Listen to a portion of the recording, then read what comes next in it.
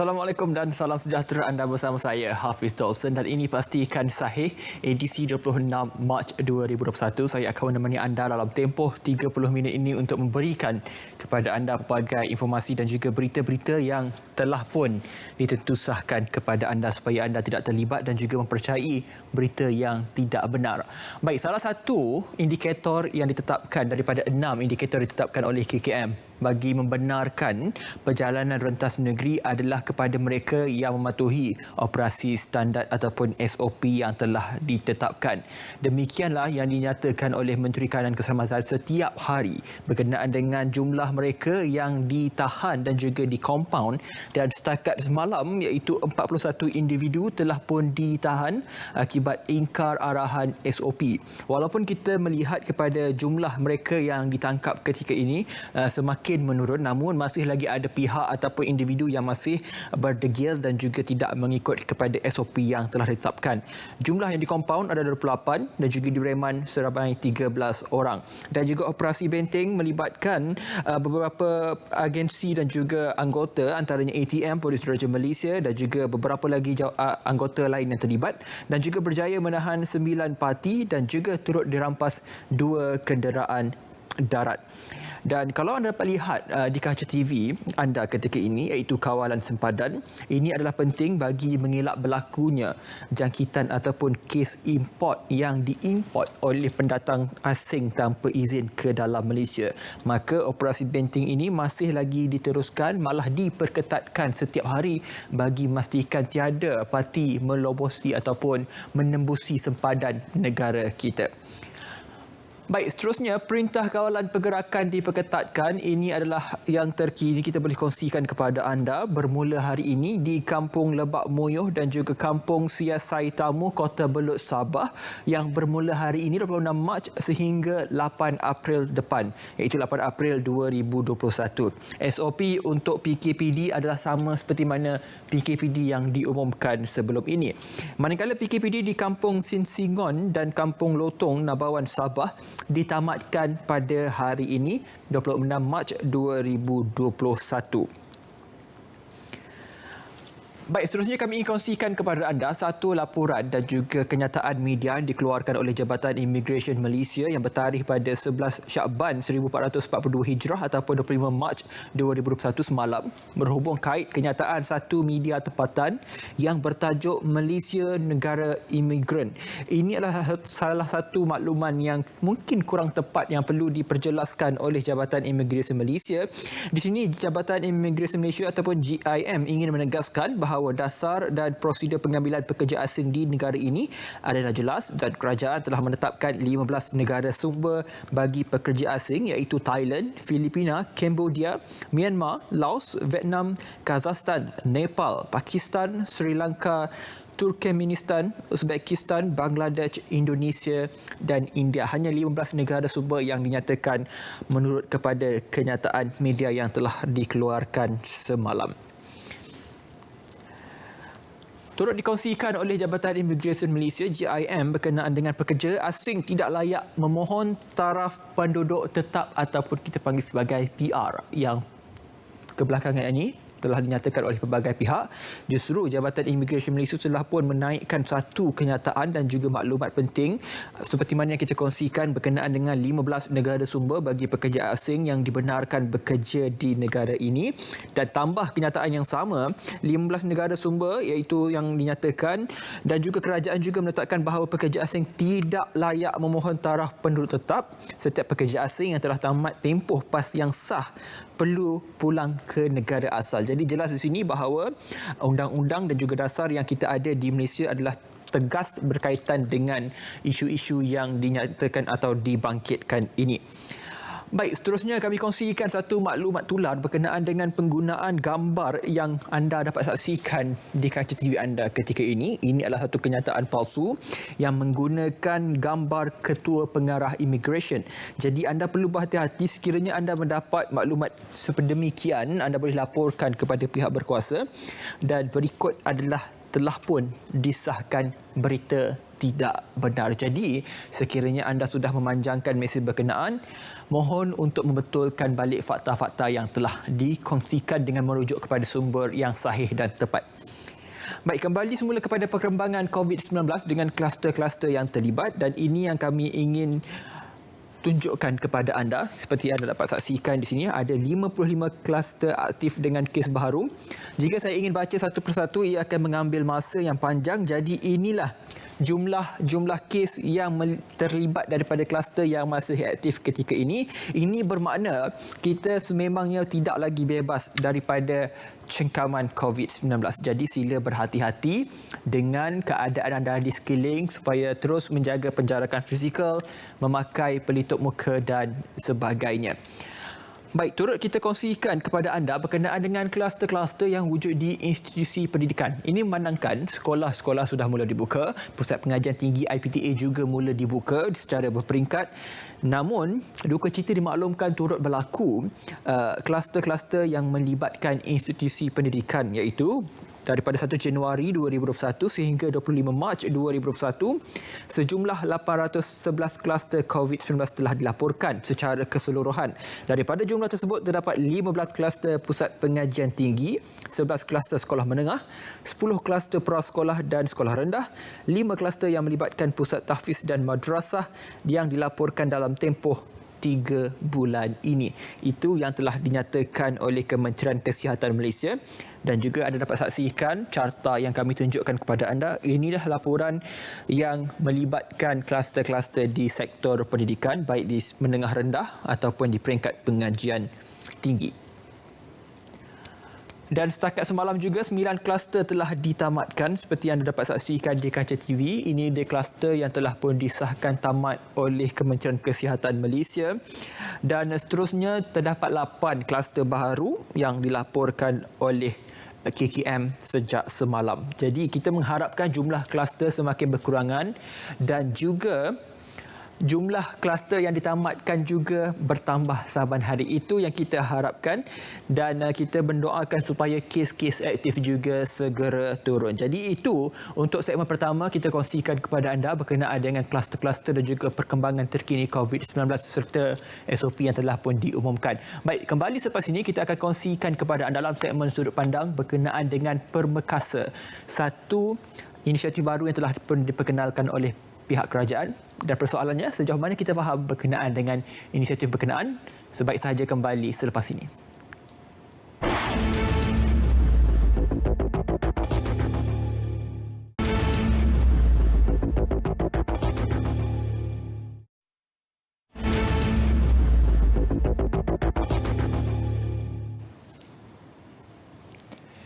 Baik, program strategi memperkasa rakyat dan ekonomi atau Pemerkasa yang telah pun diumumkan oleh Yang Amat Berhormat Perdana Menteri Tan Sri Muhyiddin Yassin baru-baru ini yang berjumlah 20 bilion ringgit, di mana pertambahan 11 bilion ringgit suntikan fiskal baharu kerajaan yang telah diumumkan yang melibatkan 20 inisiatif, dan juga ini merupakan satu inisiatif yang dilangsungkan ketika mana negara sedang berada pada tahap kelima strategi 6R, iaitu revitalize ataupun memperkasa ekonomi. Untuk saya memperincikan kesetiap inisiatif yang diumumkan mungkin mengambil masa dalam tempoh yang singkat ini. Kita terus sahaja di talian ketika ini Puan Hajah Rohani Datuk Muhammad Syahir, penganalisis ekonomi. Hello Puan. Hello, Assalamualaikum. Hello. Baik, kita cuba dapatkan panggilan sekali lagi. Dan seperti yang saya umumkan bahawa 20 inisiatif yang diperkenalkan dan juga strategi yang difokuskan dalam Pemerkasa yang telah pun diumumkan baru-baru ini, sudah tentu ia memberi satu nafas baru dan juga satu kelegaan kepada mereka yang terlibat dan juga terjejas akibat pandemik COVID-19. Dan sekali lagi kita cuba dapatkan Puan Hajah Rohani Datuk Muhammad Syahir. Okey, maaf panggilan terputus dan kita akan cuba dapatkan sekali lagi untuk kita memberi tumpuan dan juga satu pemahaman yang jelas bagaimanakah inisiatif pemerkasa ini berbeza dengan inisiatif-inisiatif lain yang telah pun diumumkan sepanjang setahun pandemik COVID-19 melanda dalam negara. Dan suka saya ingin tekankan di sini bahawa negara kita kini sudah berada pada tahap kelima daripada strategi 6R, Pelan Komprehensif Pemulihan Ekonomi, di mana kita ketika ini di R yang kelima, iaitu revitalize ataupun memperkasa ekonomi. Walaupun kita sudah banyak memperingatkan kepada anda bagaimanakah permekasa ini boleh membantu anda untuk mengurangkan beban dalam tempoh pandemik COVID-19. Baik, sekali lagi kita hubungi Puan Hajah Rohani Datuk Muhammad Syahir, penganalisis ekonomi. Hello, Assalamualaikum Puan. Waalaikumsalam. Ya, baik Puan. Alhamdulillah kita sudah pun berjaya menghubungi Puan buat kali ini untuk kita bercakap. Baik, kita ingin tahu berkenaan dengan pemerkasa yang telah pun diumumkan. Walaupun banyak kali kita sudah pun mengingatkan dan juga banyak PSA yang kita ingatkan kepada ramai, namun perlu penjelasan daripada penganalisis ekonomi dan juga pakar ekonomi sendiri. Bagaimana kita ingin melihat perbezaan permekasa ini dengan inisiatif-inisiatif lain yang sudah pun diperkenalkan sebelum ini, Puan?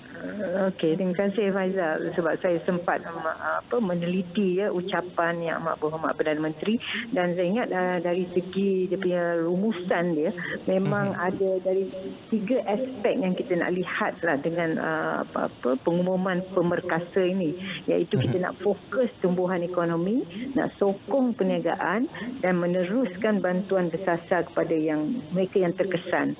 So tiga perkara ni yang akan jadi fokus dan memang dibentangkan lebih kurang 20 inisiatif satu persatu memang saya tengok, tapi saya just highlight mana yang saya rasa akan impact pada rakyat jelata lah ya, insya-Allah.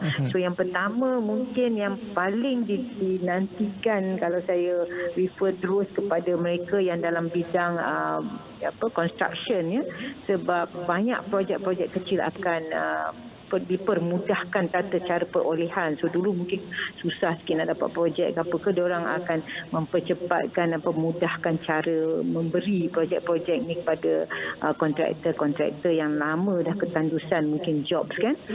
Dan kedua ada juga di sini dulu pernah kita dengar rumusan lah daripada orang ramai mungkin yang tak dapat bantuan GKP 3.0 tu, sebab katanya grant khas prihatin 1.0 memang semua kena apply kan baru dapat. Lepas tu keluar grant khas prihatin 2.0 yang itu tak payah apply sebab siapa apply 1.0 terus dapat. Tetapi yang terlepas 1.0 tu tak dapat masa 2.0 tu. Saya dimaklumkan lah. So sekarang masa grant khas prihatin 3.0 boleh dah apply balik. So siapa yang dulu terlupa nak apply akan dibuka mulai 1 April. So PKS yang dulu tak terima bolehlah cepat-cepat mohon ya, insya-Allah dapatlah sikit RM1,000 untuk PKS ya. So itu pun ada kelegaan juga kan kita. Dan kalau tengok dari segi kalau grant khas prihatin ataupun GKP itu satu cerita, dan kalau kita melihat kepada apa yang dinyatakan juga tambahan suntikan fiskal baharu kerajaan bernilai RM11 bilion itu bukan satu jumlah yang kecil dalam mana keadaan ekonomi kita yang sedang mula bertatih semula untuk mencapai kegemilangan sebelum ini. Namun kalau kita melihat kepada suntikan kali ini, adakah ia dapat membantu kita keluar daripada krisis ekonomi dan juga krisis kesihatan global ini, Puan? Ya, pasal sebenarnya kita krisis yang kita lalui ni tak pernah dilalui lah macam ni ya. Selama saya tengok ekonomi Malaysia yang tak pernah kita jatuh di tempa tangga kiranya kan. Sebab kita bukan hanya krisis ekonomi, kita krisis kesihatan dan krisis logistik. Orang tak bergerak, orang semua duduk rumah kan. So banyak fasa-fasa yang kerajaan kalau nak menangani krisis ini memang banyak sektor dilihat dalam kompas atau spektrum yang lebih luas. So that's why saya pun macam kalau kita duduk dalam pihak penguasa pun agak sukar nak tangani keseluruhan, tetapi at least they are trying to get certain issues tu dipercepatkan Contohnya pelancongan kan banyak affected kan. So apa yang terjadi pada kali ini adalah sektor pelancongan dapatlah sikit geran dan siapa-siapa sekarang nak pergi travel, insya-Allah kita dah boleh pergi melancong dan siapa nak melancong pun dapat pelepasan cukai pendapatan. Dulu tak pernah ada macam tu kan. So kita pergilah melancong-melancong supaya ekonomi pihak yang terkesan ni adalah sektor pelancongan, mereka dapat suntikan nafas barulah insya-Allah. Dan banyak lagi yang kita tengok sektor koperasi yang insya-Allah tak senang gulung tikar sebab mereka naikkan tahap keberhutanan tu supaya kalau 10,000 hutang tak payah gulung tikar, dia sampai naik ke tahap 50,000 baru boleh gulung tikar. Dan dia buat juga kemudahan untuk kita meminjam tu, memudahkan. Dan banyak lagi lah yang kalau saya baca macam 20 inisiatif tapi dia buat point-point form tu sampai 70-80 point ni. So kita just go through yang mana rasanya terkesan. And then of course golongan OKU juga dapat bantuan kehilangan pendapatan ni, bantuan tunai diberikan lagi. Dan baru-baru ni pun kita tahu kan Aisina itu pun dah masuk dalam ekonomi kita sebab bila wang ada di tangan rakyat dan mereka mula membeli dan kitaran ekonomi itu hopefully kita rasa benda tu akan cergas kembali. Tapi kita semua basically kena minda positif, minda nak bangunkan ekonomi kita bersama-sama. Dia tak boleh just hanya kerajaan yang nak melaksanakan tindakan, tapi kalau rakyat rasa macam tak boleh kan dan benda tu tak sampai ke pihak penguatkuasa, kita tidak dapatlah macam the engine tu kan semua kena gerak satu hala. Kalau tidak kita tidak akan dapatlah revitalize ekonomi kita seperti yang diharapkan. Ya Puan, kalau kita lihat kepada, saya suka buat perbandingan kepada misalnya prihatin PKS tambahan yang bernilai 10 bilion ringgit. Itu kita dapat lihat dengan jelas bahawa mereka yang bekerja sebagai PKS itu mendapat manfaat yang cukup besar dalam prihatin PKS tambahan. Namun dalam pemberkasa ini kita melihat kepada yang diumumkan juga banyak golongan-golongan rentan misalnya yang mendapat manfaat daripada ini. Persoalannya, golongan manakah sebenarnya yang paling banyak mendapat manfaat dan mereka perlu memanfaatkan kepada peluang yang telah diberikan ni Puan? Ya, takutnya pasal macam itulah.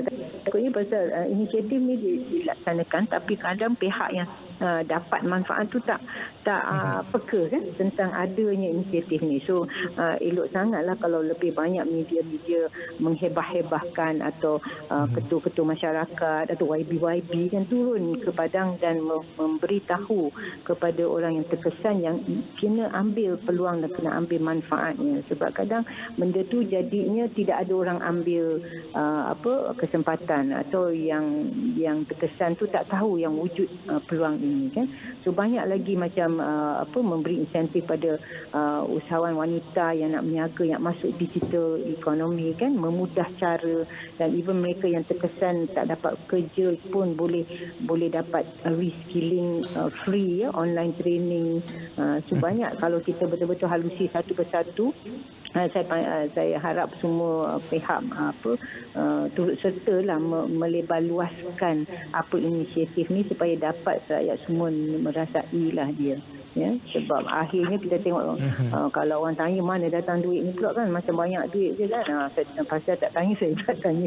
Tapi ada akhir perenggannya saya tengok mereka pun inisiatif nak mengeluarkan sukuk ya, sukuk untuk dapat pinjaman jugalah ya daripada peringkat mungkin peringkat antarabangsa juga untuk fundingkan kita punya keperluan di sini.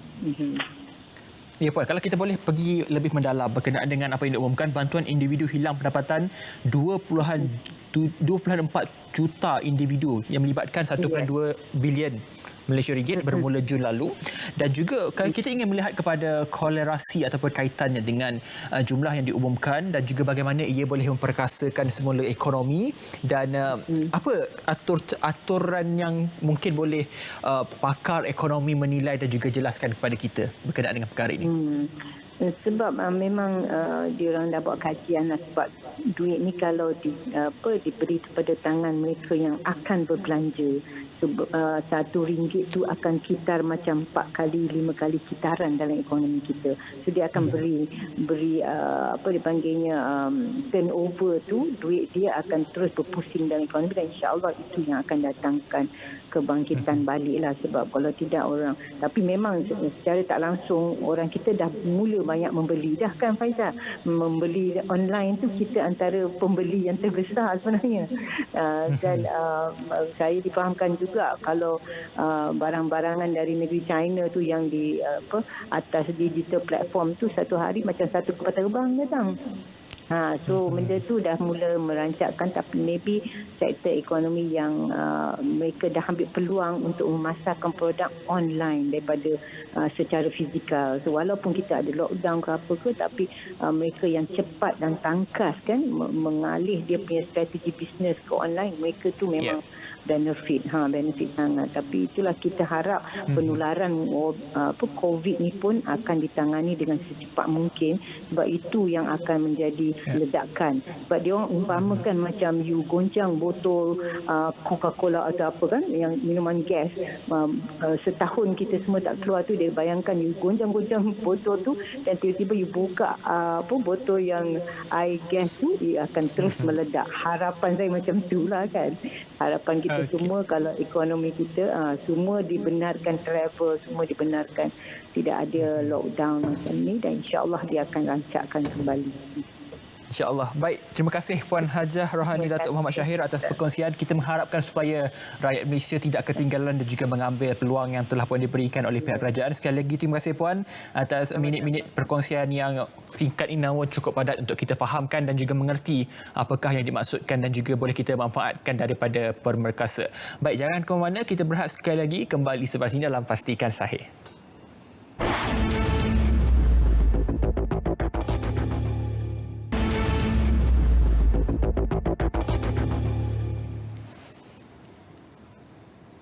Baik, bertemu kembali dalam Pastikan Sahih. Kita teruskan kepada saja hibahan. Bicara naratif pada malam ini akan bersiaran seperti biasa dengan tajuknya Wilayah Persekutuan Wilayah Prihatin. Tidak lain tidak bukan bersama dengan Yang Berhormat Tan Sri Town Planner Anwar Haji Musa, Menteri Wilayah Persekutuan. Pada malam ini jam 9 malam di saluran berita RTM, di TV1 dan juga secara langsung di Facebook Live Berita RTM. Baik, tinggal 6 hari sahaja lagi untuk kita menyambut ulang tahun Hari RTM ke-75. Inilah dia saat-saat yang dinantikan pada 1 April nanti. Jadi jangan lepaskan peluang. Berbagai acara menarik telah pun diaturkan. Jadi anda boleh ke semua platform media RTM untuk mendapatkan maklumat lanjut. Jangan lupa gunakan tanda pagar RTM75 #teman setia anda. Baik, seterusnya, ini juga berkenaan dengan satu lagi tambahan siaran yang kita perkenalkan, TV6. Pasti mengembalikan nostalgia anda.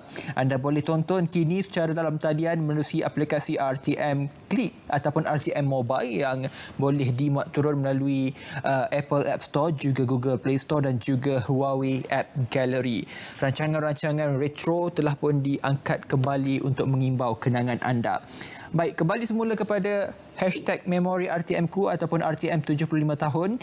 Ini dia acara ataupun pertandingan swafoto dan juga menang hadiah pertama berjumlah RM800, kedua RM400, ketiga RM200 dan juga 18 kali sagu hati berjumlah RM50. Baik, seterusnya, ini berkenaan dengan pelancongan Malaysia ataupun Tourism Malaysia sediakan voucher e-tunai berjumlah RM450,000 bagi menggalakkan rakyat berbelanja menerusi kempen Shop and Be Rewarded dari 26 hingga 28 Mac 2021 bermula hari ini dan hingga 28 iaitu pada Ahad. Ini kenyataan yang dikeluarkan oleh Datuk Seri Nancy Shukri, Menteri Pelancongan Seni dan Budaya. Baik, hebat tadi mengakhiri Pastikan Sahih hari ini. Teruskan mendaftar diri anda kepada mereka yang belum mendaftarkan diri sebagai penerima vaksin COVID-19 kerana fasa kedua akan bermula tidak lama lagi. Jaga diri anda, pakai pelitup muka, jaga penjarakan fizikal dan ikut SOP yang telah ditetapkan. Assalamualaikum dan selamat berhujung minggu.